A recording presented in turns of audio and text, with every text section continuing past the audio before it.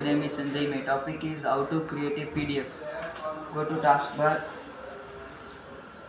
go to Microsoft Office Word,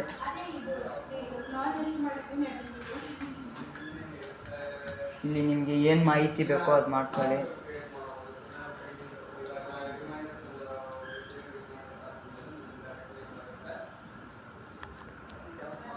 ನಿಮ್ಗೆ ಏನು ಮಾಹಿತಿ ಬೇಕೋ ಅಲ್ಲಿ ಇವಾಗ ಬರ್ಕೊಳ್ಳಿ.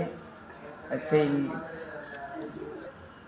ಮೆನ್ಯೂಗೆ ಹೋಗಿ ಪ್ರಿಂಟರ್, ಇಲ್ಲಿ ಮೈಕ್ರೋಸಾಫ್ಟ್ ಟು PDF ಹೋಗ್ಬಿಟ್ಟು ಓಕೆ ಕೊಡಿ. ಇಲ್ಲಿ ನಿಮಗೆ ಕೊಟ್ಬಿಟ್ಟು ಸೇವ್ ಅಂತ ಕೊಡಿ.